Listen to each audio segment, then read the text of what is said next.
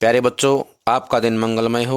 अगर आप नए हैं तो चैनल को सब्सक्राइब कर लें। शुरू करते हैं पाठ नंबर 2, जिसका नाम है राजस्थान की रजत बूंदें। इस विशिष्ट रजानी पानी को समेट सकने वाली कुई बनाना सचमुच एक विशिष्ट कला है। 4-5 हाथ के व्यास की कुई को 30 से 60-65 हाथ की गहराई तक उतारने वाले चेजारो कुशलता और सावधानी की पूरी ऊंचाई नापते हैं। चेजो यानी चिनाई का श्रेष्ठतम काम कुई का प्राण है। इसमें थोड़ी सी भी चूक चेजारों के प्राण दे सकती है। हर दिन थोड़ी थोड़ी खुदाई होती है, डोल से मलबा निकाला जाता है और फिर आगे की खुदाई रोककर अब तक हो चुके काम की चिनाई की जाती है, ताकि मिट्टी बसके दसे नहीं। बसके माना होता है नीचे बैठ जाना। 20-25 हाथ की गहराई तक जाते जाते गर्मी बढ़ती जाती है और हवा भी कम होने लगती है। तब ऊपर से मुट्ठी भर भर कर रेत नीचे तेजी से फेंकी जाती है। मरुभूमि में जो हवा रेत के विशाल टीलों तक को यहाँ से वहाँ उड़ा देती है, वही हवा यहाँ कुई की गहराई में एक मुट्ठी रेत से उड़ने लगती है और पसीने में नहा रहे लच्चे लवंजी को राहत दे जाती है। कुछ जगहों पर कुई बनाने का यह कठिन काम और भी कठिन हो जाता है। किसी जगह ईंट की चिनाई से मिट्टी को रोकना संभव नहीं हो पाता, तब कुई को रस्से से बांधा जाता है। पहले दिन कुई खोदने के साथ साथ खीप नाम की घास का ढेर जमा कर लिया जाता है।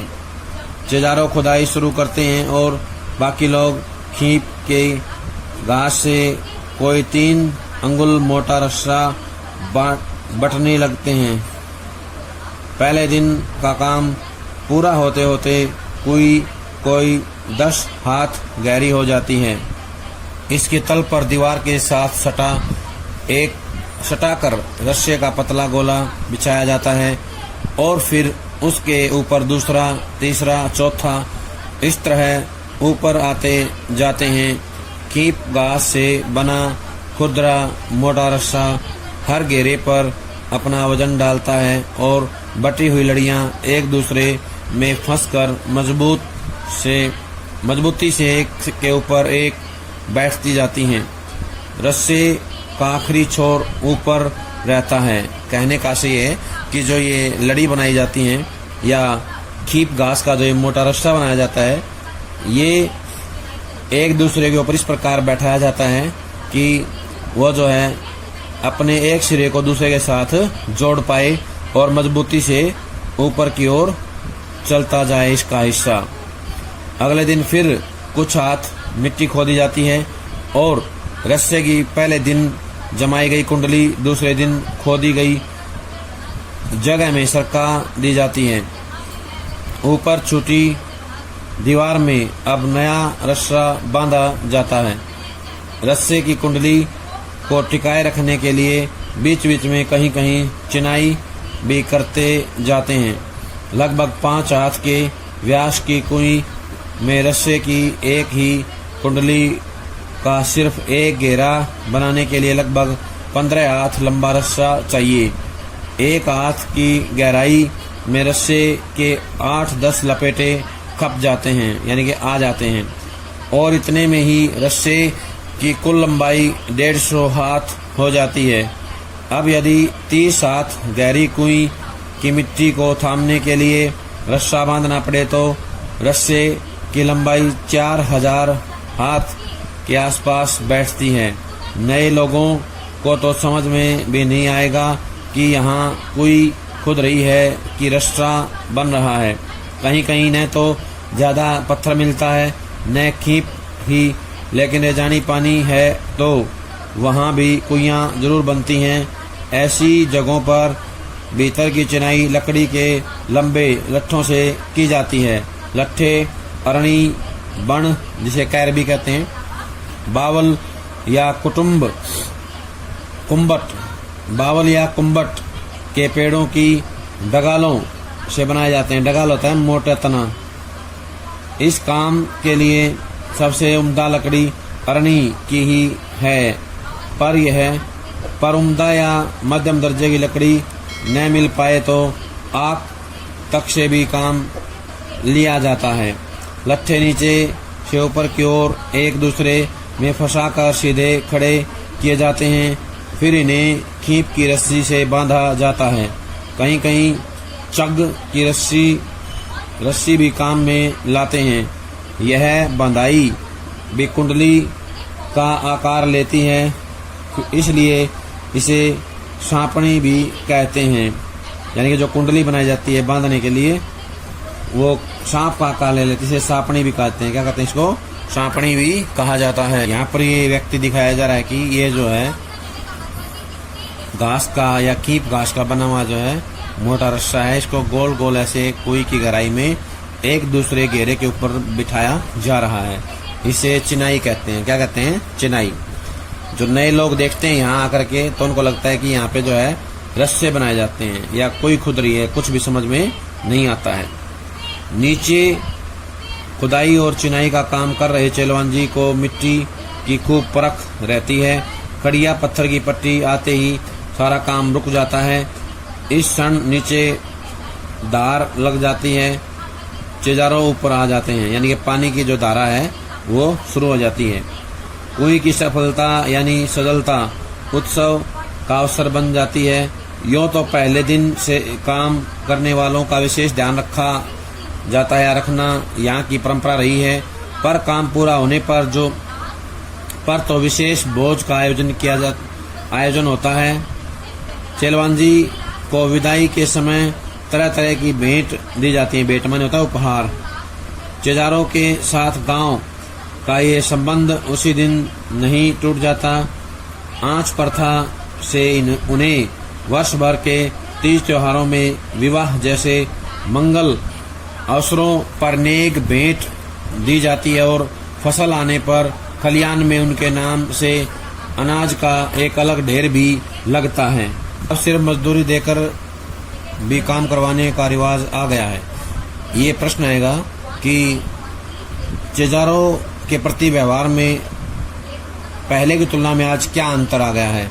तो ये पिछले पेज से जो हमने पढ़ा था आंच प्रथा से और यहाँ तक जो इसका उत्तर बनेगा, तो सभी को ध्यान से एक बार फिर से दोबारा पढ़ लेना इस पैरे को। आंच प्रथा होती है कि गांव वाले कुई की सजलता पर चिजारों को जो है विभिन्न अवसरों पर नेक देते हैं, भेंट देते हैं और फसल आने पर खलियान में उनके नाम से एक अनाज का अलग से ढेर भी लगता था। ये जो है आंच प्रथा कहलाता है। क्या करता है? आंच प्रथा। विवाह त्योहारों में भी उनको जो है मंगल अवसरों पर उनको बुलाया जाता था। कई जगहों पर चिजारों के बदले सामान्य गृहस्थ भी इस विशिष्ट कला में कुशल बन जाते हैं, यानी कि जो घर के व्यक्ति हैं वो भी जो है इस काम में निपुणता हासिल कर लेते हैं और वो भी जो है काम खुद करते हैं। जैसलमेर के अनेक गांवों में पालीवाल ब्राह्मणों और मेघवालों के हाथों से 100-200 बरस पहले बनी पार या कुइयां आज भी बिना थके पानी जुटा रही हैं। मेघवालों होता है अब अनुसूचित जाति के अंतर्गत आते हैं, ये भी ब्राह्मणी हैं। पालीवाल ब्राह्मणों और मेघवालों यानी कि अब अनुसूचित जाति के अंतर्गत आने वाले जो लोग हैं इनके हाथों से ये काम जो है पूरा किया जाता था। कुई का मुंह छोटा रखने के 3 बड़े कारण थे। अब यहाँ से प्रश्न आएगा कुई का मुंह छोटा क्यों रखा जाता था, तो इसका उत्तर इसी पैरे में बनेगा, इसको भी ध्यान से सुनेंगे। 3 कारण थे। रेत में जमा नमी से पानी की बूंदें बहुत धीरे धीरे रिसती हैं, यानी धीरे धीरे जो है टपक करके आती हैं, इकट्ठा होती हैं कुई में। दिन भर में एक कुई मुश्किल से इतना ही पानी जमा कर पाती है कि उससे 2-3 घड़े भर सकें। कुई के तल पर पानी की मात्रा इतनी कम होती है कि यदि कुई का व्यास बड़ा हो तो कम मात्रा का पानी ज्यादा फैल जाएगा और तब उसे ऊपर निकालना संभव नहीं होगा। छोटे व्यास की कुई में धीरे धीरे रिस कर आ रहा पानी 2-4 हाथ की ऊंचाई ले लेता है।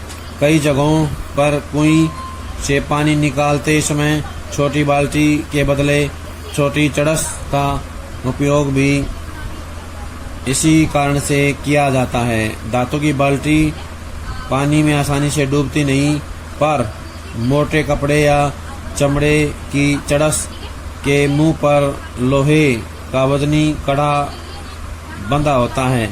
चड़स पानी से टकराता है, ऊपर का वजनी भाग नीचे के भाग पर गिरता है और इस तरह कम मात्रा के पानी में भी ठीक से डूब जाता है। भर जाने के बाद ऊपर उठाते ही चड़स अपना पूरा आकार ले लेता है। कहने का आशय है कि चड़स के माध्यम से पानी निकाला जाता है। पिछले दौर में ऐसे कुछ गांव के आसपास से सड़कें निकली हैं, ट्रक दौड़े हैं। ट्रकों की फटी ट्यूब से भी छोटी चड़सी बनने लगी हैं। कुएं के व्यास का संबंध इन क्षेत्रों में पड़ने वाली तेज गर्मी से भी है। व्यास बड़ा हो तो कुएं के भीतर पानी ज्यादा फैल जाएगा। बड़ा व्यास पानी को भाप बनकर उड़ने से रोक नहीं पाएगा। कुएं को उसके पानी को साफ रखने के लिए उसे ढककर रखना जरूरी है। छोटे मुंह को ढकना सरल होता है। हर एक कुएं पर लकड़ी के बने ढक्कन ढके मिलेंगे। कहीं कहीं खस की टट्टी की तरह घास फूस या छोटी छोटी टहनियों से बने ढक्कनों का भी उपयोग किया जाता है। यहाँ नई सड़कें निकली हैं और इस तरह नए और अपरिचित लोगों की आवक जावक भी बढ़ गई है। आवाजा होता आना जाना। वहाँ अमृत जैसे इस मीठे पानी की सुरक्षा भी करनी पड़ती है। इन इलाकों में कई कुइयों के ढक्कनों पर छोटे छोटे ताले भी लगने लगे हैं। ताले कुएं के ऊपर पानी खींचने के लिए लगी गिरनी चक्री पर भी लगाए जाते हैं। कुएं गहरी बने तो पानी खींचने की सुविधा के लिए उसके ऊपर गिरनी या चक्री भी लगाई जाती है। यह गरेड़ी, चरखी या फरेड़ी भी कहलाती है। फरेड़ी लोहे की दो भुजाओं पर भी लगती हैं, लेकिन प्रायः यह गुलेल के आकार के एक मजबूत तने को काटकर उसमें आर पार छेद बनाकर लगाई जाती हैं। उसे ओड़ाक कहते हैं। ओड़ाक और चरखी के बिना इतनी गहरी और संकरी कुएं से पानी निकालना बहुत कठिन काम बन सकता है। ओड़ाक और चरखी चड़सी को यहाँ वहाँ बिना टकराए सीधे ऊपर तक लाती हैं। पानी बीच में छलक कर गिरता नहीं। वजन खींचने में तो इससे सुविधा रहती ही है। कड़िया पत्थर की पट्टी एक बड़े भाग से गुजरती है, इसलिए उस पूरे हिस्से में एक के बाद एक कुएं बनती जाती हैं। ऐसे क्षेत्र में एक बड़े साफ सुथरे मैदान में 30-40 कुइयां भी मिल जाती हैं। हर घर की एक कुएं, परिवार बड़ा हो तो एक से अधिक भी। निजी और सार्वजनिक संपत्ति का विभाजन करने वाली मोटी रेखा कुएं के मामले में बड़े विचित्र ढंग से मिट जाती है। हर एक की अपनी अपनी कुएं है। उसे बनाने और उससे पानी लेने का हक उसका अपना हक है। कुएं जिस क्षेत्र में बनती है वह गांव समाज की सार्वजनिक जमीन है। उस जगह बरसने वाला पानी ही बाद में वर्ष भर नमी की तरह सुरक्षित रहेगा और इसी नमी से साल भर कुइयों में पानी भरेगा। नमी की मात्रा तो वहां हो चुकी वर्षा से तय हो गई है। अब उस क्षेत्र में बनने वाली हर नई कुएं का अर्थ है पहले से तय नमी का बंटवारा। इसलिए निजी होते हुए भी सार्वजनिक क्षेत्र में बनी कुइयों पर ग्राम पंचायत का अंकुश लगा रहता है। ये एक प्रश्न भी है अभ्यास का, तो सभी को इस पहले में से इसका उत्तर याद करना है। तो प्रश्न ये आएगा कि निजी होते हुए भी सार्वजनिक क्षेत्र में बनी कुइयों पर ग्राम समाज का अंकुश क्यों लगा रहता है। तो इस पहले में इसका उत्तर है बहुत जरूरत पड़ने पर ही समाज नई कुएं के लिए अपनी स्वीकृति देता है। हर दिन सोने का एक अंडा देने वाली मुर्गी की चिर परिचित कहानी तो जमीन पर उतारती है कुई, यानी कि जो मुर्गी का अंडा देती थी, मुर्गी जो है सोने का अंडा देती थी, उसकी कहानी जो है उसका प्रमाण है ये कुई। जिस प्रकार सारे अंडे प्राप्त करने के लिए उसका मालिक मुर्गी को मार देता है, ठीक वैसा ही काम जो है समाज के लोग नहीं करना चाहते, क्योंकि कुई जो है पानी देती है और बहुत सारी कुइयां बनाना पड़े तो वो सोच समझ के निर्णय लेना पड़ता है। इससे दिन भर में बस 2-3 घड़ा मीठा पानी निकाला जा सकता है। इसलिए प्रायः पूरा गांव गोधूली बेला में कुइयों पर आता है। गोधूली होता है शाम का समय। ये भी एक प्रश्न आएगा, तो इसको ध्यान रखना है। गोधूली के समय कैसा माहौल होता है या कैसा जो है कुइयों पर देखने को माहौल मिलता है, तो बताना है। गोधूली के समय मेला सा लग जाता है, कुइयों पर मेला सा लग जाता है। गांव से सटे मैदान में 30-40 कुइयों पर एक साथ घूमती गिरनियों का सवर गोचर से लौट रहे पशुओं। गोचर होता है खुले में चर करके आने वाले पशु लौट रहे होते हैं। पशुओं की घंटियों और रंबाने की आवाज में समा जाता है। 2-3 घड़े भर जाने पर डोल और रस्सियां समेट ली जाती हैं। कुइयों के ढक्कन वापस बंद हो जाते हैं। रात भर और अगले दिन भर कुइयां आराम करेंगी। रेत के नीचे सब जगह खड़िया की पट्टी नहीं है, इसलिए कोई भी पूरे राजस्थान में नहीं मिलेगी। चूरू, बीकानेर, जैसलमेर, बाड़मेर के कई क्षेत्रों में यह पट्टी चलती है और इसी कारण वहाँ गांव-गांव में कुइयां ही कुइयां हैं। जैसलमेर जिले के एक गांव खड़ेरों की डाणी में तो 120 कुइयां थी। लोग इस क्षेत्र को 6 BC के नाम से भी जानते थे। कहीं कहीं ने पार भी कहते हैं। जैसलमेर तथा बाड़मेर के कई गांव पार के कारण ही आबाद हैं और इसलिए उन गांवों के नाम भी पार पर ही हैं, जैसे जानरे आलोपार और सिरगू आलोपार। अलग अलग जगहों पर खड़िया पट्टी के भी अलग अलग नाम हैं। कहीं यह चारोली है तो कहीं दादड़ो, दरदड़ो, कहीं पर बिट्टूरो, बलियो के नाम से भी जानी जाती हैं। तो कहीं इस पट्टी का नाम केवल खड़ी भी है और इस खड़ी के बल पर खारे पानी के बीच मीठा पानी देती खड़ी रहती है कुई। बच्चों ये था हमारा पाठ राजस्थान के मुद्दे का लास्ट पार्ट। सभी इसको ध्यान से पढ़ेंगे, अच्छे सुनेंगे